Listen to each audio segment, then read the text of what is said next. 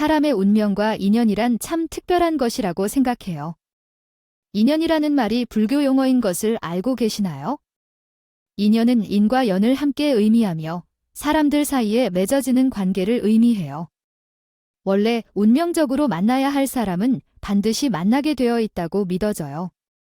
제게도 그런 일이 있어 한번 이야기해 보려고 합니다. 한때는 잊고 싶었고 끊고 싶었던 인연이었을지도 모르겠어요. 다시 한번 운명처럼 만나게 된 그 이야기를 여러분께 소개할게요. 제가 16살 때 엄마가 돌아가셨어요. 초등학교 저학년 시절, 친부인 아버지가 지병으로 돌아가신 뒤 우리 친정엄마는 20대의 나이임에도 불구하고 저를 섬기며 일했어요. 수민이라는 엄마의 정성에 감사함을 느꼈죠. 그러나 자리로 인해 시집을 가야 했을 것 같았어요. 그러니까요. 우리 친척 중에 아이가 없는 분이 계시다면 그 집에 수민이를 양녀로 보내고 수민이의 엄마가 새로운 출발을 해에 딸린 여자는 다시 시집 가기가 쉽다고 알아요. 남의 자식은 결코 제대로 키울 수 없다는 법이니까요. 내가 수민이의 엄마를 생각해서 하는 말이에요. 감사한 말씀이지만 저가 우리 수민이를 난집에 버려두고 어떻게 잘 살 수 있겠어요. 그냥 수민이와 함께 행복하게 살아보겠어요. 그렇지만 제가 아쉬워할 텐데 아직 젊은 나이에 아이 하나 때문에 솔직히 수민이가 짐이 될 텐데요. 외모는 재혼할 만큼 충분히 좋은데 너무 답답해요. 아무튼 생각이 있으면 말해주세요. 우리 친척 집은 괜찮은데 아들을 더 낳을 수 있는데요. 그러나 저는 우리 수민이의 엄마와 친하니까 제한도 설정하는 거예요. 동네 사람들은 우리 엄마의 마음도 알지 못하고요. 저를 입양해 주시고 저와 함께 잠길 때까지 안아주시는 엄마께서 제게 우리가 절대로 헤어지지 않을 것이라고 안심시켜 주셨어요. 하나밖에 없는 제게만 바라보며 살아오신 우리 엄마가 재혼한다는 소식을 16살에 조심스레 전해주시더라고요. 엄마를 위해서는 매우 잘 됐다고 생각하면서도 동시에 이상한 기분이 들었어요. 저에겐 돌아가신 아버지가 있고 뭔가 새로운 분이 아버지 자리에 들어오는 게 마음에 들지 않았어요.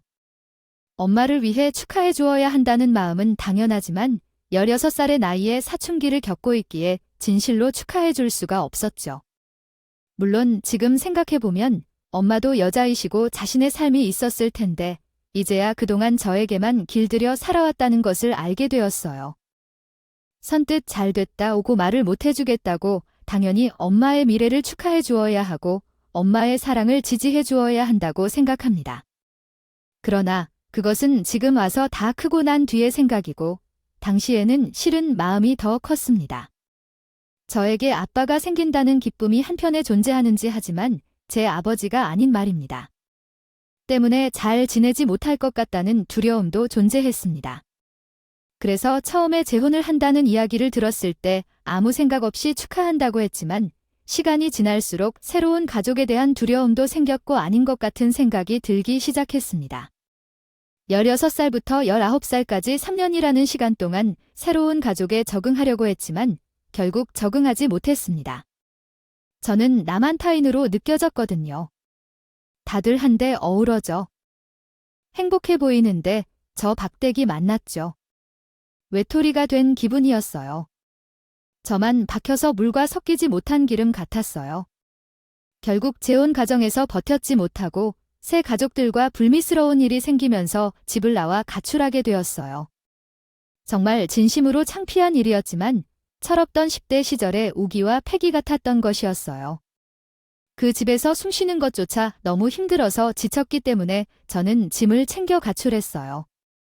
그 시절에는 그렇게 출하는 소년들이 많았거든요. 뉴스를 장식하는 정도로 사회 문제였어요. 컴백홈이라는 노래도 나오고 그런 시절이었지요. 저도 까짓것 아이 가출, 그것 하나 못하겠냐는 욕구로 가출을 해버렸어요. 지금 다시 그 시절로 돌아간다면 그런 행동은 안 했을 거예요. 우리 엄마에게까지도 상처를 입혔어요. 일어났으니까요, 가출을 했습니다. 그래서 다시 붙잡혀 그 집으로 들어갈 수는 없는 노릇이에요. 학교도 나가지 않았던 그 당시엔 이런 다른 시대의 쉼터 같은 것이 어디 있었을까요? 일단 붙잡히면 안 된다는 생각에 아예 다른 동네로 버스를 타고 정처 없이 떠났다가 몸 누일 곳이 없어서 아주 작은 양로원에 들어가서 자게 되었습니다. 아니, 이 애는 누구야?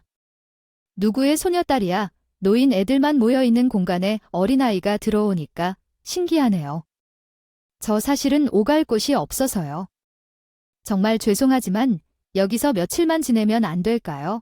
할머님들 물건 절대 손대지 않고요. 그냥 화장실만 쓸게요. 여기 구석자리에서 자면 되거든요. 양로원이 아는 게 마을에 달린 작은 공간이기도 했고 뭐 훔칠만한 것도 있을까요? 아니었어요. 따뜻한 온돌방에 화장실만 딸려 있었거든요. 제가 애처롭게 이야기를 해서 그런 건지 아니면 정말 사람 몇 명 없는 동네 작은 공간이라 그런 건지 할머니들께서는 제 사정을 묻고 따지지도 않으시고 그렇게 하라 말을 해주셨어요. 어린애가 얼마나 급한 사정이 있었으면 집을 떠나와야 하는데 뉴스에서는 가을 청소년들이 문제라고도 하지만 집안이 제대로 굴러가면 애들이 왜 가를 하고 그러냐고. 그냥 며칠만 지내다가 간다고 하니 그러라고 해 하면서 자유. 놓친 애들만 있는 곳에 어린애 하나 있으니깐 하기도 살아나는 것 같고 좋긴 한데 그래도 학교는 가봐야 하는 거 아니냐? 학교는 졸업을 해야지 하며 자유. 냅도 인생인데 나중에도 공부할 수 있는 것 같아요. 방법은 한두 가지가 아니야? 이렇게나 하는 거랑 저런 거 다 해보면서 고생을 해봐야 해. 철도를 들고 하는 게 여기 있는 것인데 누르면 온돌이 나오니까 밤에는 문을 꼭 잠그고 뜨끈하게 자야 감기 걸리지 않아. 우리가 하트를 칠 때 쓴 모포가 조금 더럽긴 하지만 덮고 싶은 데에는 문제가 없을 거야. 저는 할머니들의 배려로 학교에 가지 않고 양로원에서 지내면서 점심에는 할머니들이 준비한 도시락을 먹으며 지내고 저녁에는 다이어트를 조금씩 한다는 생각으로 굶으면서 버텼어. 가끔 제가 굶고 있다는 걸 알고 계신 할머님께서 음식을 주실 때 자주 기도했고 하트 칠 때 다른 돈으로 500원을 주시면 나가서 떡볶이를 먹기도 했어. 그렇게 며칠을 견뎌내니 할머니들께서 이제 조금씩 집에 돌아가라고 잔소리를 하시고 나는 더 이상 이렇게 지내면 안 된다고 생각했어. 기숙사가 주어지는 공장이라도 들어가려고 알아보기 시작했어요. 파주 동네에 그런 기숙사 공장이 많이 있다고 해서 찾아갔더니 제가 아직 미성년자라서 된다고 하더라도요. 저 정말 일을 열심히 할 수 있어요. 그만두지도 않고 어떻게든 버틸 테니까 좀 써주시면 안 될까요? 제가 근성 하나는 기가 막히거든요. 부탁드릴게요. 아예 안 되니까 이게 월급을 받으려면 주민등록증과 통장본이랑 등록을 다 해야 하는데 미성년자는 법적으로 못 받게 되어 있다고 그러지 말고 다른 데 찾아봐. 어쩔 수 없이 할머니들께서 밥이라도 사드리라고 주신 돈으로 찜질방에 가서 하루 자야겠다 싶어서 찾아가니까 그곳에서 야간 아르바이트를 구하고 있더라고요. 주간에는 찜질방 수면실에서 자면서 생활을 해도 된다는 말에 더는 볼 것 없이 바로 거기서 아르바이트를 시작하게 되었어요. 사실 그때는 남의 돈을 훔치는 경우가 흔했고 제가 또 가출 청소년이라는 것이 들킨 탓에 임금을 제대로 받지는 못했지만 낮은 시간에는 찜질방 구석에서 틈틈이 공부까지 해가면서 검정고시도 치르게 되었어요.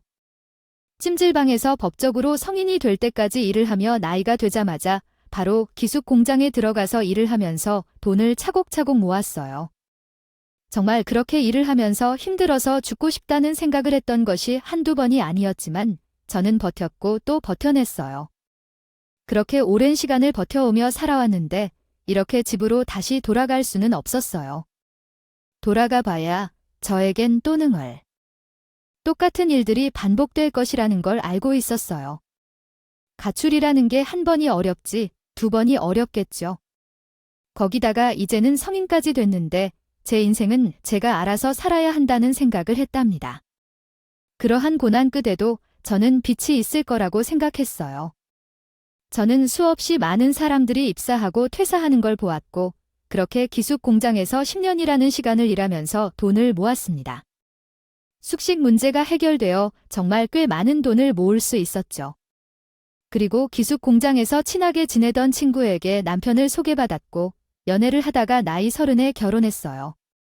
남편은 저에게 유일한 가족이나 다름없었고 시댁 식구들 역시 나의 부모님이라 생각하며 최선을 다해 모시고 노력했습니다. 하지만 제 노력은 당연한 것이었고 그들이 저에게 베푸는 것은 인심이 있어요. 결혼을 약속하고 준비를 하게 되었으니까 신혼집을 얻어야 하지 않겠어요? 그 부분부터 저희는 좀 거리를 둬왔어요. 제가 10년 동안 모아온 돈이 꽤 있지 않았겠어요. 남편이랑 서로의 재산을 오픈하고 돈을 같이 합쳐서 결혼식 준비도 하고 신혼집도 구하려고 했는데 우리 남편이 모은 돈이 전혀 없다는 말을 하더라고요. 나는 결혼을 조금 더 늦게 하게 될 거라고 생각했어요. 운명처럼 당신을 만나게 될 줄 꿈에도 생각 못했으니까. 그래서 그동안 번 돈은 족족 쓰고 싶은 것들을 사는데 썼지. 내가 당신을 이렇게 일찍 만날 줄 알았더라면 돈을 모아뒀을 텐데 가진 게 정말 한 푼도 없어. 나 어떡하지? 아니, 어떻게 해야 할까요? 결혼 약속하고 재정을까지 기로하기 전까지 무소리도 없었는데 갑자기 돈이 없다고 하면 어떻게 해야 할까요? 적어도 당신이 직장 생활을 좀 했으니까 뭐든 돈이 있었을 거라 생각했었지만 이건 내가 생각하지 못한 변수인데 어쩌지요. 저는 대학도 졸업하고 중간에 군대도 다녀왔으니까 살이 되자마자 직장 생활을 시작한 당신이랑 금액부터 차이가 날 수밖에 없겠죠. 현재 내 친구들에게 물었을 때 이 나이에 돈을 모은 사람들은 얼마 되지 않을 것 같아요. 하지만 이가 없으면 잇몸으로라는 말도 있죠. 그럼에도 없어도 어떻게든 시작할 수 있지 않을까요? 저는 10년 동안 모은 돈이 1억 조금 넘기 때문에 이 돈으로 우리의 결혼식 준비를 하고 살림살이를 장만할 수 있게 될 것 같습니다. 하지만 전세집을 구하기 위한 돈이 턱없이 모자라다니 대출을 받아야 할까요? 하지만 그 대출을 갚는 것도 엄청나게 어려울 것 같네요. 하던데 사실 나 빚 같은 게 무서워서 신용카드도 없는 사람이란 말이야. 저희가 그렇게 고민을 하고 있다는 것을 알게 된 시댁에서는 저에게 제안을 하나 하셨어요. 너희가 모아온 돈이 얼마 되지 않는다는 이야기를 들었다. 우리라고 형편이 되어서 도와줄 수 있는 것도 아니고 내가 또 친정이 없지 않니? 사람이 살다 보면은 또 무슨 일이 어떻게 생길지 모르는 거 아니겠어. 그러니까 일단은 합가를 해서 우리 집에 들어와서 사는 게 어떻겠니? 제가 아무래도 기숙 공장에서 쭉 일을 했었으니까 결혼을 하게 되면 공장을 나와야 했거든요. 그러니까 퇴사를 해야 한다는 뜻이었어요. 기숙 공장 위치 자체가 외진 곳에 있기도 했고 통근 버스가 다니는 것도 아니었거든요. 대부분 거기 입사한 사람들은 저와 같이 집도 절도 없는 사람들이 대부분이었어요. 집이 필요하고 돈이 필요해서 들어오는 사람들이 모여있는 곳이었죠. 물론 출퇴근하는 관리직 사람들도 있긴 했는데 제가 파는 그것이 가능하지 않았기 때문에 결혼 후에 퇴직을 하게 되었어요. 너무나도 당장 취직할 수 있는 것도 아니고 퇴직을 하고 나면 우리 아들이 벌어오는 돈으로 대출금을 갚아나가면서 살아야 하는데 그런 와중에 아이까지 낳고 키울 돈이 어디 있겠어요. 나는 하루빨리 손주도 안아보고 싶구나. 이런 것 저런 것 다 따져보니까 같이 학과를 해서 사는 것이 가장 좋을 것 같아서 말이에요. 저는 사실 쪽 친척과 함께 살러 왔던 것이 아니라서 어머님과 아버님을 진심으로 제 부모님처럼 모시고 싶어요. 학과를 해서 같이 살다가 서로 안심하고 있다고요. 맞춰 떨어진다는 두렵기도 하지만 가족끼리 모여서 평화롭게 살고 싶다는 생각도 했어요. 그러면 좋겠어요. 어쨌든 진짜 피통하는 가족들끼리도 함께 살다 보면 갈등은 피할 수 없겠죠. 서로 감사하면서 살았구나. 대신에 너가 모은 돈이라는 그 돈들을 내게 맡겨두는 것이 낫겠군요. 나중에 너희들이 이사 갈 때 돌려줄게. 돈을 가지고만 있으면서 다른 용도로 사용하고 조금씩 녹아버린다. 그래서 하고 싶은 게 사람 마음이 그런 거겠지? 나가 맡았다가 잘 되돌려주는 것이죠. 저는 그때까지 전혀 예상하지 못했어요. 이 제 1억 원을 가지고 분가할 때 돌려줄 것을 약속했기 때문에 저는 절대로 믿었습니다. 말이에요.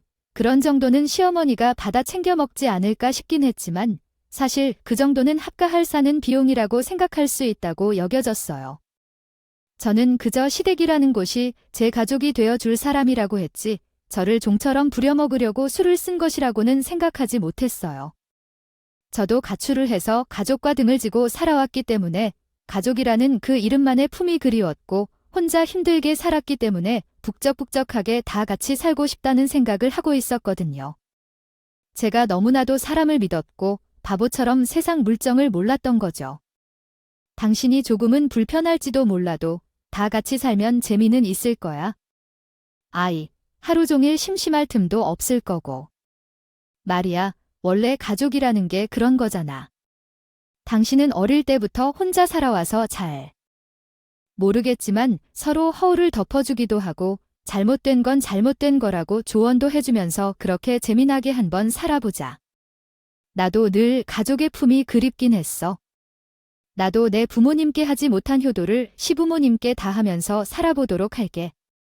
그러니까 가하게 되면 초반에 많이 부딪히게 될지도 모르지만 당신이 가운데서 내 편 잘 들어줬으면 좋겠어. 걱정하지 마. 내가 우리 부모님의 잔소리하는 거 다 막아줄 테니 당신이 노력해 주신다고 하는데 내가 당연히 그 정도는 해야 하지 않겠어? 남편은 호언을 장담했고 전 그 말을 믿었어요. 시댁은 방이 3개 있는 아파트였는데 안방은 시부모님이 쓰고 남편과 제가 2번째 방을 쓰고 작은 방을 도련님이 쓰면서 5 식구가 함께 살게 되었죠. 그리고 그때부터 아주 교묘하게 저의 시집을 함. 서리가 시작되었어요. 아, 나도 이제는 나이가 들어서 그런 건지 모르겠지만 허리가 너무 아파서 있는 것조차 고통스럽거나 집안일 하는 것조차 투성이인데 갑자기 이렇게 허리가 아파지 청룡에 가라도 가봐야 할까나. 아, 빨래하려면 허리를 숙여야 하지만 어머님께서 많이 아프시면 좀 쉬세요. 빨래는 저가 하면 되죠? 그러지 마세요. 전기장판 3개 틀고 허리를 지지고 계세요. 아니면 저랑 같이 밖에 다녀오시겠어요? 아니요. 너도 집안을 돌려본다 생각하면 시간이 부족할 것 같은데 말씀하신 대로 전기장판을 틀고 허리를 지지고 있어야겠다. 그거 빨래 좀 부탁드릴게요. 저는 노예 생활을 하는 것 같거나 다름이 없었죠. 매일 같이 허리가 아프신 어머님을 모시고 정형외과를 다녀오기도 했어요. 집안에도 하나 둘 제가 도맡아서 하기 시작했어요. 처음에는 빨래부터 시작해서 청소하고 레지를 하는 일, 밥을 차리는 일까지 모든 일을 저에게 맡기는데 이게 한 번에 맡긴 게 아니라 시간이 지나면서 점차 제 몫으로 자연스럽게 변해버렸기 때문에 제가 여유 시간 하나 가지지 못하고 집안일을 전부 하고 있다고 느꼈을 땐 이미 시간이 많이 지난 뒤였어요. 처음에는 그저 같이 살고 있으니까 이 정도는 내가 할 수 있지 하고 생각을 했었는데 시어머니는 점점 저를 부려먹은 거죠. 아이고야, 오늘은 무릎이 왜 또 이렇게 말썽인지 모르겠다. 어제 친구들 만나러 나가면서는 너무 무리를 했나 얘? 오늘 내가 거 화장실 청소를 하려고 마음먹었는데 도무지 몸이 안 따라주는구나. 아, 화장실 청소요. 제가 할게요. 근데 어머님 오늘은 이불 빨래도 널어야 한다고 하지 않으셨어요. 무릎이 아파서 그거 어떻게 해요? 그러니까 말이에요. 이미 빨리 하겠다고 속까지 다 꺼내놨는데 그냥 내버려 둘 수도 없고 아이고 내가 좀 대신해 줄 수 있겠니? 이불은 제때 빨아야 오래 쓰는 법인데 시어머니가 아프다고 낑낑거리면서 말을 하는데 제가 거기도 되고 어떻게 싫다고 말을 할 수 있겠어요? 저는 아픈 시어머니를 위해서 그 정도는 할 수 있다고 생각했어요. 그렇게 큼지막한 것들을 맡기다가 점점 잔신부름으로 바뀌기 시작했어요. 응, 물 좀 더 가져다 줘. 허리 좀 주물러봐. 가서 간식 좀 챙겨와. 그 모든 심부름을 별 생각 없이 하다 보니까 저도 길이 들려지게 된 거죠. 아이고, 아니 나물 무침에다가 소금을 너무 많이 퍼놨네요. 음식이 왜 이렇게 짜요? 시금치 사원이라도 못 먹을 것 같아요. 당신 이 식으로 반항하는 거야? 뭐야? 반찬 만드는 게 어렵다고 가나요? 맞춰서 이렇게 짜게 만들어서 미안해요. 간을 적당히 한다고 했는데 어머님 입맛에는 너무 짠 것 같아요. 앞으로 간을 좀 덜 할게요. 누구를 소름 끼치게 하려는 것도 아니고, 아이고, 요즘 생활비를 아껴 쓰고 있어요. 가게 부수라고 말한 지가 언젠데, 아직까지도 그 숫자 적은 것 하나도 못하고 있어요. 이래서 검정고시 출신이라 하면 안 된다고 해서 대학에 못 나온 것까지는 이해해요. 그래도 말이죠. 고등학교야 하는 거 아니에요? 검정고시가 고등학교 졸업장이나 마찬가지인 것 아니에요? 저도 대학 다니고 싶었어요. 돈을 벌어서 당장 생활해야 해요. 했기 때문에 어쩔 수 없었다고요? 이것이 어디서 말하라고 그래 말해. 내가 언제 한 일이 궁금했어. 내가 무슨 말을 하더라도 아주 정확하게 그냥 마음에 안 드는 것만 선택하고 있지? 내가 이러니까 부모에게 버림을 받은 거야? 아이, 내가 손주를 보고 싶다고 노래해본 적이 언제인데 아직까지도 소식이 전혀 없어. 너는 어디에 있니? 모험에 문제라도 있는 건 아니냐? 그거 생각해보고 우리 아들이랑 결혼한 게 아니냐? 저한테 이리저리 화를 내시지 말아주시겠어요? 시부모님의 도련님까지 같이 살고 있는 집이었고 방문이 제대로 잠겨 있는 것도 아니었는데 거기서 어떻게 아이를 가질 수 있다고 노력을 할 수 있겠어요? 상황이 허락하지 않았는데 남편이랑 외박이 자유롭게 할 수 있으면 몰라도 그런 처지도 아니었어요. 집안일을 핑계로 밖에 나가지도 못하게 하는데 두 사람만의 시간을 어떻게 가져갈 수 있겠냐고요? 게다가 남편은 결혼 후에도 허구의 술에만 빠져 밖으로 나가 집에 들어오지 않았기 때문에 아이를 더욱 키우는 것이 어려웠어요. 남편이 매일 밖에서 시간을 보낸다는 것을 알면서도 제 탓을 했어요. 내가 매력이 없어서 아들이 매일 밖을 돌아다니는 것 아니겠니? 우리 아들이 커가는 이유가 분명하게 보이잖아. 너만 모르는 척해야 되겠어. 시어머니는 제 자존감을 매번 깎아내리기에 바빴어요. 무기력한 인간으로 변해가며 시어머니의 말에 복종하는 사람으로 변해버렸지요. 젊었을 때는 패기가 넘쳤으니 이런 부조리함과 가스라이팅에 맞서려 했을지 몰라도 저는요. 기숙공장에서 외로운 일을 하면서 매일 반복되는 일상에 적응해버렸고 어릴 때 가출까지 했던 그 시절 모습은 사라지고 순종적이며 무기력한 사람이 되어버렸어요. 거기다가 시댁 식구들이 제게는 유일한 가족이라는 생각을 하게 되었으니 대들고 반기를 드는 게 쉬운 일이 아니게 되었어요. 시집살이를 당하고 싶어서 당하겠지만 무거운 짐을 안고 가난을 견뎌야 했죠. 게다가 당장 제가 평생 모은 돈은 시어머니가 들고 있어서 남편과 이혼을 결심할 수도 없죠. 3년 동안 시집살이를 하며 말조차 사라진 사람이 되었죠. 그런데 여기서 더 황당한 부분은요. 일이 생기게 되어서 우리 남편이 갑자기 나에게 일방적인 통보를 했어요.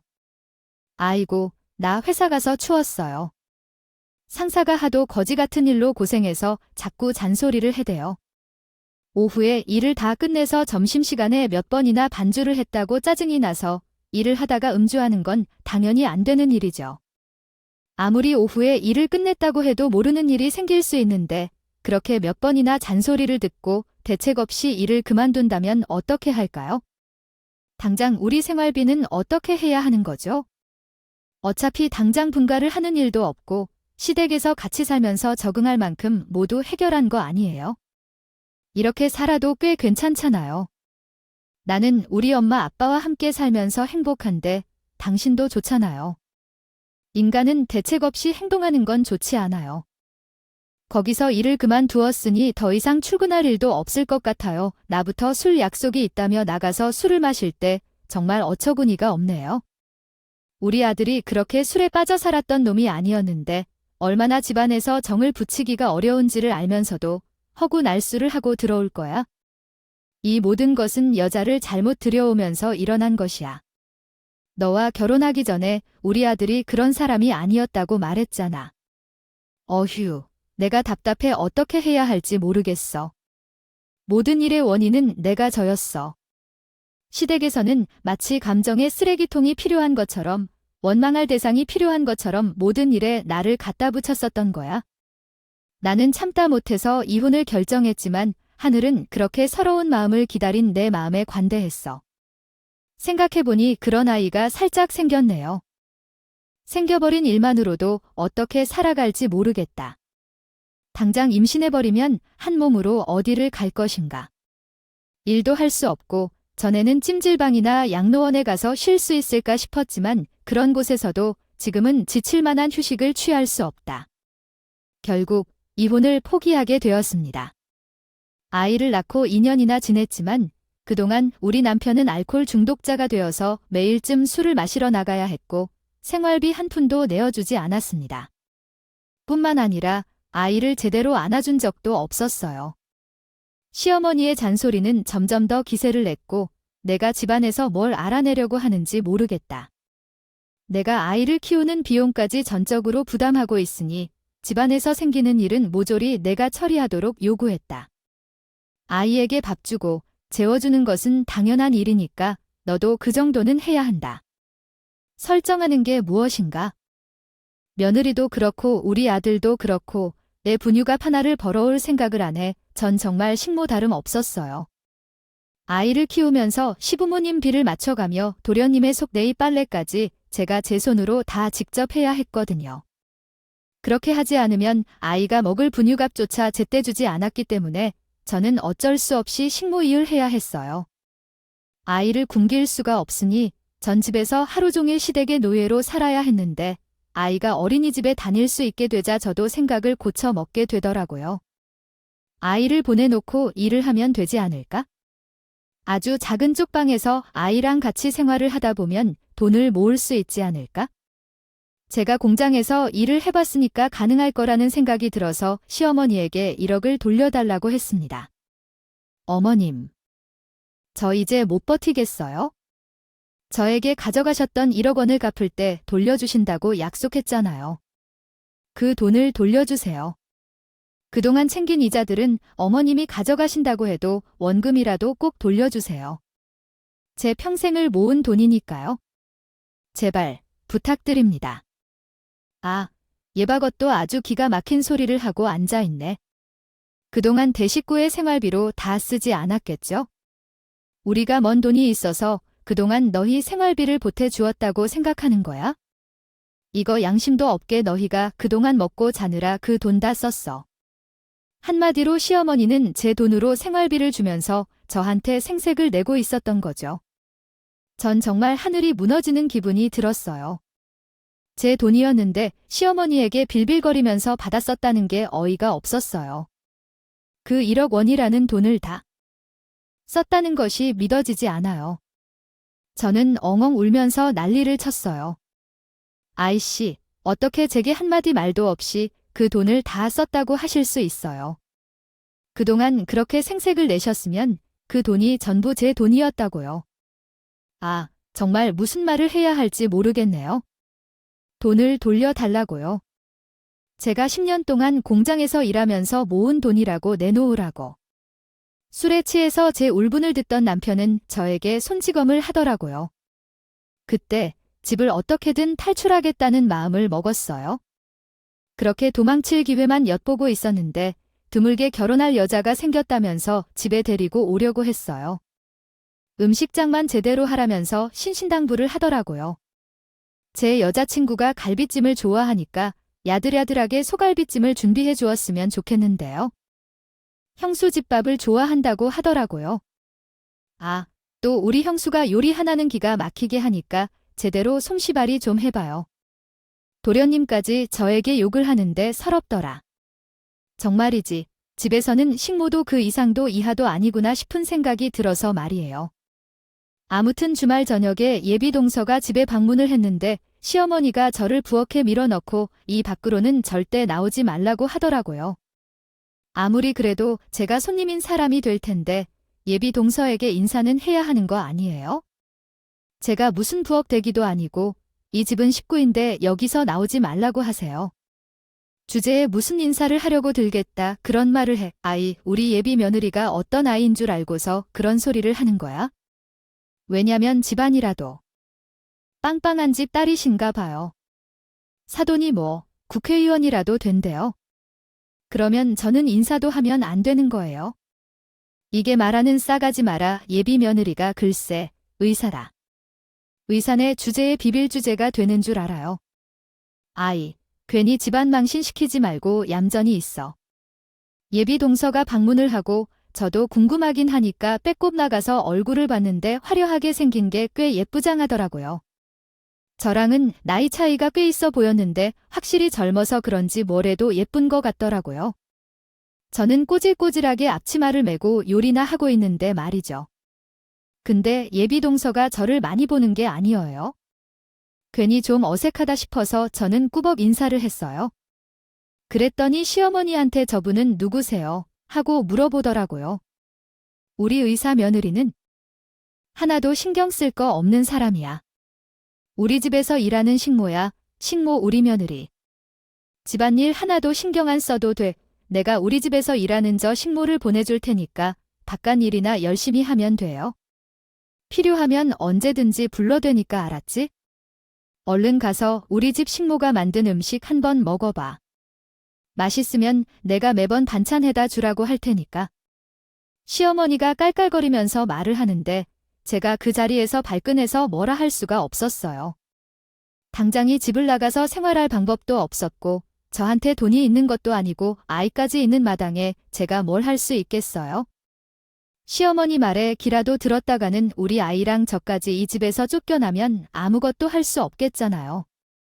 엄청나게 무기력한 상태였기 때문에 속은 이상하고 마음속으로 쌍욕을 퍼붓더라도 나는 그 인간들 앞에서 한마디도 할 수 없는 나 자신이 너무나도 싫고 초라했다.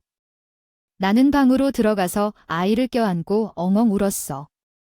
그들은 내가 만든 갈비를 맛있게 먹고 확실하게 담소를 나누더라고. 예비 동생이 인사를 다 나누고 집에 돌아가자마자 시어머니가 의외로 칭찬해 주었어. 아유, 예군뱅이도 돌아가는 재주가 있다고. 갈비찜이 너무 맛있었어. 우리 둘째가 결혼하고 나면 가끔 둘째네 집에 가서 갈비찜이나 좀 해주라며. 너를 식목하고 수월했으니 집안일을 도와주는 것을 잊지 말아주어. 정말 기가 막혀서 나는 대꾸하지 않았어. 그날 밤부터는 매일 같이 집구석을 탈출하는 꿈을 꾸며 계획을 세우기 시작했어. 며칠이나 그러고 있었더니 예비 동서가 인사를 드리러 왔으니 상견례를 일을 준비해야 했다. 준비해야 하지 않아도 되겠지요. 분명히 도련님과 시부모님과 상견례에 대한 이야기를 하는 것을 들었거든요. 근데 제게는 상견례에 대한 얘기를 하나도 안 해주시는 거예요. 근데 어머님, 이제 도련님도 상견례 해야 할 날짜가 다가오고 있지 않아요? 언제 하는지도 알려주셔야 제가 준비를 할 텐데요. 내가 왜 준비를 하냐? 아, 너는 우리 집 식물 소개를 했지 않았니? 맞아. 내가 상례 자리에 나타나면 누가 봐도 이상하지 않을까? 그날은 그냥 집에서 얌전히 쉬어. 그날은 특별한 날로 집안일도 안 해도 돼. 아무래도 가족이라 생각을 안 한다는 생각이 드네. 제가 남편이랑 결혼해서 같이 산 적이 있는데 상례 자리에 제가 부르지 않는다니 화가 나는구나. 났어요. 그리고 나는 목수도 꿈꾸고 있었어요. 저는 시어머니와 도련님이 대화하는 걸 엿듣고는 상견례 자리가 언제 어디서 이루어지는지 알아내고 싶었어요. 물론 그들은 제가 알지 못한다고 생각했겠지만 굳이 그 자리에 찾아가겠다고 마음먹은 것은 남편과 이혼을 하고 새 출발을 하기 위해서였어요. 예비 시어머님께 이 집구석에 들어오지 말라고 경고라도 하고 이 결혼을 파이라도 내야 제 속이 시원할 것 같았거든요. 그래서 제가 상견례에 대해 안다는 사실을 꾹 참고 있다가 굳이 상견례 자리에서 아이를 업고 찾아갔더니 입구에서 시어머니가 저를 보고 아주 식겁을 했다고 해요. 그 표정이 너무나도 과격해서 아직까지도 생생하게 기억이 나요. 엄마야, 아니, 내가 여기로 어디라고 와. 당장 집에 돌아가지 못해. 내가 분명히 집안일. 거리 산더미처럼 쌓아두고 왔는데 내가 감히 그것을 무시하고 여기로 찾아와.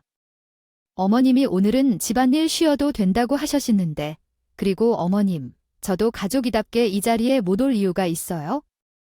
저를 빼놓고 상황에 대해 논의하는 것도 이상하잖아요. 어차피 나중에는 다 들키게 될 텐데 오늘 들키나 나중에 들키나 뭐가 다른가요? 시어머니가 쟤를 밀쳐내며 집으로 떠날 것을 요구했는데 누가 다가와 여기서 어떻게 도와드릴까요? 무슨 일이 있으세요? 물어봅니다. 저 시어머니의 머리가 동시에 돌아가 바라본 결과 예비 시아버지와 안 시아버지가 보였는데 여기서 충격적인 전개가 일어났어요. 아, 정말 인연이라는 것이 어떻게 이런 식으로 이어질 수 있는지 너무나도 놀라웠어요. 아이고, 안싸도 오셨군요. 아, 우리 집에서 키우는 고양이에요. 여기까지 쫓아왔는데 뭐예요? 비싼 밥을 먹는 자기도 함께 먹고 싶다는데 뭐에 한 가지 같기 때문에 꾸짖고 있어요. 사람이 못 빼먹기 때문인지 이렇게 하나하나 알려줘야 알아차리라고 하지만 제가 왜 우리 엄마를 모르겠어요? 예전 동서의 엄마가 아니라 바로 제 생모였어요. 그러니까 거의 20년 만에 만나는 우리 엄마예요. 아니, 이게 어색하지 않나요?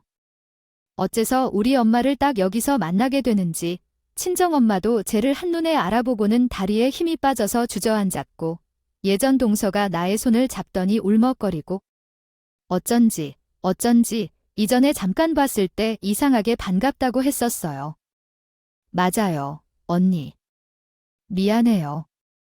여러분도 이게 어떤 일인지 이해하시나요? 쉽지요. 이야기를 하려면 제가 가출하기 전 엄마가 재혼 것을 했을 때 집안 과거 이야기를 해야 합니다. 우리 엄마가 재혼한 새 아빠에게는 딸이 하나 있었어요. 저랑은 6살 차이가 나는 여자아이였는데 초등학교 3학년에 올라간다고 했었죠. 제가 16살이었고 뭐 팔자에도 없던 어린 여동생이 생긴다고 하니까 저는 이 아이를 어떻게 대해야 할지 조금 막막한 마음이 들기도 했었어요. 아무튼 엄마는 새 아빠와 제식은 따로 올리지 않는다고 했고 새로운 가족이 생기면 잘 부탁한다고 말을 하셨어요. 엄마는 친구도 별로 없었고 돌아가신 아버지와 아등바등 사느라 연락하고 지내는 사람도 없었거든요. 가족이라고 해봐야 딸인 저뿐이 있고요. 식당에서 같이 밥을 먹고 혼인 친구를 하는 것으로 결혼을 마무리 지을 것이라고 하셨지만 처음 새 가족을 만나는 자리였기 때문에 나도 준비를 해서 가게 되었어요.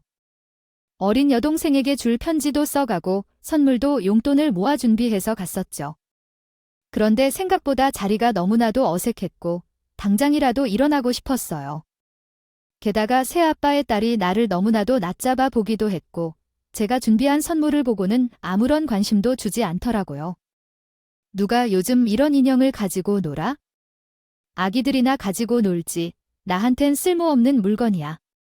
언니가 다시 가져가겠어. 나는 가지 않을래라고 했어요. 그때는 어린아이니까 그럴 수 있다는 생각을 하지 못했어요. 사실 저도 어른이 아니었고 그때는 중학생이었으니 들어야지 않겠다고 생각했죠. 엄마가 재혼을 했구나라는 것에 대해서요. 새 아빠와 새 여동생과 함께 살게 되었는데 새 아버지는 사업가셨어요. 엄마는 혼자 돈을 버셔서 힘들게 살다가 사업하는 새 아빠가 생기면서 갑자기 살림 사정이 좋아지게 되었어요. 이상하게 큰 집에서 살기가 어려웠어요. 더 큰 문제는 새 아빠의 딸이겠죠. 제가 생긴 의붓동생은 저를 엄청나게 질투하고 싫어했거든요. 저는 중2였으니 시험도 봐야 했거든요. 게다가 그 시절에 성적이 예민했어요. 공부할 때는 무조건 조용해야 했고 집중할 수 있는 공간이 필요했어요. 엄마랑 둘이 살 때는 일하고 늦게 들어오셨으면 제 취침을 맞춰주신 뒤에는 여동생 때문에 조용히 있기가 쉽지 않았어요. 얘가 제가 공부 중인 걸 의도적으로 방해하는 건지 뭔지 시험 기간만 되면 제게 방해를 주더라고요. 놀라 달라고 할 때 제 방에 불쑥 찾아와서 어지럽히고 간 다음 제 물건을 뒤지기도 했어요. 그래서 새아빠가 여동생에게 시험 기간에는 방해를 하면 안 된다고 말했고 저는 여동생의 행동으로 많은 스트레스를 받았고 정말 독서실에 다니고 싶었지만 밤늦게는 위험하다는 이유로 가지 못하게 되었어요. 그러자 여동생은 더욱 날뛰기 시작했어요. 제가 말을 해봐도 통제가 되지 않고 우리 엄마는 새 가족들의 눈치를 보느라 여동생을 혼내지 못했기 때문에 새아빠에게 말했는데 새아빠가 여동생을 크게 혼내주셨어요. 그 결과 여동생은 저를 더욱 싫어하게 되었고 은근히 저를 질투하고 못살게 대하곤 했습니다. 거기다가 우리 엄마는 동생에게 엄청 잘해주셨는데 그로 인해 누가 진짜 딸인지 헷갈릴 정도로요. 저는 계속 컸으니까 혼자 알아서 하라고 하고 여동생만 챙겨줬어요. 학교를 등하교할 때도 끝날 때도 마중을 올라가고 하셨고요. 그렇게 엄마의 사랑을 독차지하던 동생이니까 엄마가 저한테 조금이라도 관심을 주면 그걸 못 견뎌 하곤 했어요. 엄마의 사랑을 독차지하고 싶어서 난리를 치면서 엄마가 저를 챙기면 울고불고 시비를 걸고 아주 지랄 발광을 했어요. 수민아, 우리 윤진이가 아직 어리니까 이해를 하고 넘어가 줄 수 없겠니? 윤진이가 새 가족이 생겨서 아직 적응하기가 힘든 것도 있고, 그리고 아직 부모님의 애정을 갈구하는 나이니까 본인에게 더 관심이 쏠렸을 수도 있다고 생각하고. 엄마와 새아빠는 저를 설득시키려고 말을 했지만 나도 미성년자인데 왜 맨날 내가 참아야 하는지 이해를 하지 않을까? 못했고요. 저도 자기에게 적대감을 가지고 있고 그를 싫어하는 동생에게 잘해주고 싶다는 생각을 하지 않았고 우리는 으르렁거리면서 지내게 되었어요. 처음에는 잘 지내려고 하지 않았겠지만 노력해 보았어요. 일부러 간식도 사주고 말도 걸고 같이 놀아주기도 하고 근데 저랑 곧 잘 지내는 것 같았지만 엄마랑 새아빠만 오면 제가 그렇게 싫어하고 밀어내는 그랬어요. 10살짜리 애가 얼마나 영악하고 거짓말을 잘하는지 매번 제가 속은 결과만 낳게 되었죠. 엄마 수민이가 나를 밀치고 나는 약속했어요. 그랬어. 내가 이윤진이가 밀고 때렸다는 얘기를 했거든. 하지만 윤진이가 굳이 위협을 하고 귀찮겠지요. 그러더라도 정말 그렇지 않아요. 손찌검을 하면 안 되는 법이죠. 아니, 나는 저랬지만 왜 윤진이를 때리고 밀쳤을까요? 한 주 먹거리도 아닌데 단지 귀찮게 하니까 나가서 놀라고 방해하지 말라고 말했는데 그렇게 했더니 그래? 우리는 수민이를 믿어야 하는데 윤진이는 관심을 받고 싶어서 그러는 것 알긴 알겠지만 너무 밀어내지 말고 같이 놀아주고 그렇게 줄 수 없겠니? 윤진이는 수민이랑 놀고 싶어서 그러는 거야. 우리가 이제 가족이 되었으니 서로 양보하면서 살자.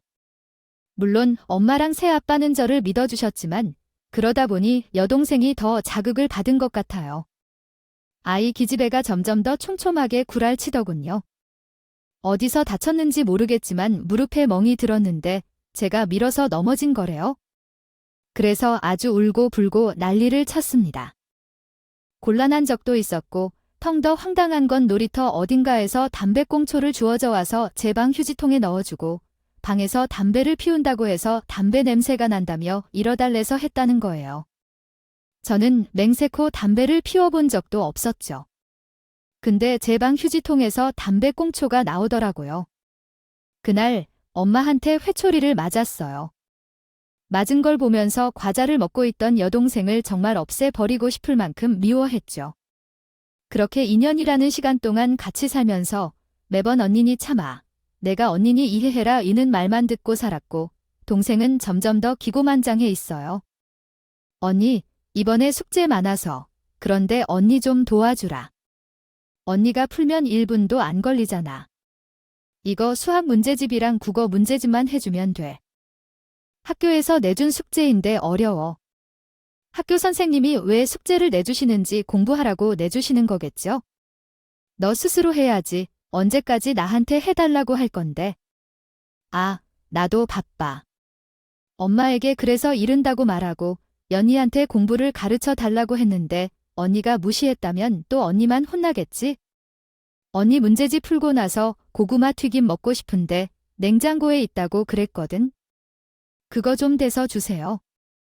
제가 가스레인지 만지면 안 돼요. 엄마가 제가 부탁을 들어주지 않으면 언니가 자꾸 무시한다고 잘 지내려고 해도 언니가 안 놀아주지 않아 울고불고 했어요.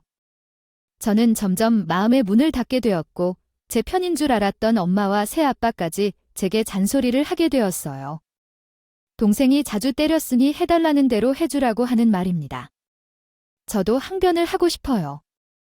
싸우기도 했지만 결국 돌아오는 말은 내가 참아 있었고 저는 18살에 그렇게 가출을 결심하게 되었어요. 물론 그 일만으로 가출을 감행한 건 아니었고 결정적인 계기는 따로 있었죠. 제가 호적상 양녀로 들어간 게 아니었고 그저 재혼 과정으로만 인정을 받아서 저는 친아버지의 성을 따르고 있었는데 여동생이 그러더라고요. 왜 언니는 성이 달라? 언니는 우리 가족이 아니구나. 넌 남이야? 그러니까 맨날 언니만 혼나고 그러는 거지? 엄마가 나 혼내는 거 봤어. 못 봤지? 나는 딸이라서 그래? 이런 유치한 말을 그냥 넘길 수도 있었지만 쌓여있던 감정이 있었으니 너무 열리받아서 여동생의 머리통을 한 대 때리고 말았어요. 근데 그걸 우리 엄마가 직통으로 목격을 하게 된 것이었죠. 수민아. 너 지금 뭐 하는 짓을 했어? 그동안 윤진이가 말했던 것들이 다 사실이었다는 거야? 내가 아니라고 해서 믿어주었는데 정말 그동안 윤진이를 때리고 밀치고 그랬던 거냐고. 아, 무슨 소리야 하는 거야? 처음으로 때려봤어. 그리고 엄마도 다 들었잖아. 나보고 성이 다르다고, 우리 가족 아니라고, 내가 엄마 딸 아니라고 하는데 이걸 어떻게 참아. 어차피 애가 그냥 하는 말이잖아. 내가 안 놀아주고 무시하니까 윤진이가 속상해서 한 말이자. 내가 이해해야지. 윤진이는 아직 어린 아이잖아. 12살이야. 뭐가 어려? 엄마 나 12살 때는 엄마 일하러 나가면서 혼자 라면 끓여 먹으면서 집을 지켰어. 근데 얘는 어린애고 나는 성인이야. 아, 나도 그렇게 따지면 아직 어리지. 너 정말 말로 엄마를 속상하게 자꾸 왜 그래? 윤진이한테 빨리 사과해야 돼.